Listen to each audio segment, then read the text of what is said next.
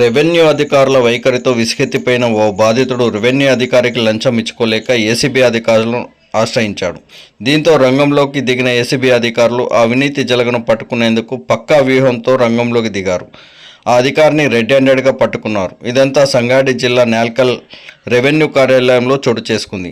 నాల్కల్ తహసీల్దార్ కార్యాలయంలో ఏసీబీ అధికారులు దాడులు నిర్వహించారు. రెవెన్యూ ఇన్స్పెక్టర్ ఆర్ఐ దుర్గయ్యను లంచం తీసుకుంటుండగా రెడ్ హ్యాండెడ్గా ఏసీబీ అధికారులు పట్టుకున్నారు. గణేష్పూర్ గ్రామానికి చెందిన భూ బాధితుడు మల్లప్ప పాటిల్ నుండి 70,000ను ఆర్ఐ దుర్గయ్య స్వీకరిస్తుండగా గంగువార్ కూడలి వద్ద నేరుగా పట్టుకున్నారు.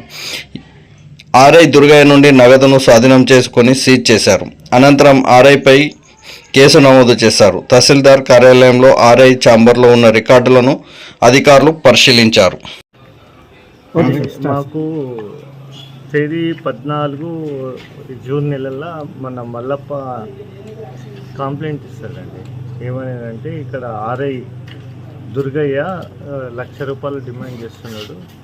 వాళ్ళకు 2.36 ఎకర్స్ ల్యాండ్ ఉన్నది. దాన్ని నిమ్స్ వాళ్ళు అక్వైర్ చేశారు. దానికి గాను వాళ్ళకు 43,50,000 అమౌంట్ వస్తుంది. ఆల్రెడీ చెక్ ఇష్యూ అయింది. నేను ప్రాసెస్ చేసి పంపించిన దానికి గాను నాకు ₹1,00,000 ఇవ్వమని అంటే ఆల్రెడీ ఆయన 30,000 ఇచ్చేస్తాడు 11వ తారీఖు. మిగతాది ఈ 70,000 ఇవ్వమని ప్రెస్ చేస్తే ఈరోజు ఇస్తుంటే మధ్యాహ్నం 3 గంటలకు ఇస్తుంటే మేము పట్టుకున్నాం. అది ఇంకా ఎవరన్నా ఈ నిమ్స్ ఇంకా 4,000 ఎకరాలు జైరాబాద్ జోన్లో అక్వైర్ చేసేది ఉంది గవర్నమెంట్. ఎవరైనా ఎట్లనే డబ్బులు చేస్తే 1064కి కాల్ చేయగలరు. పట్టుకున్న దుర్గయ్య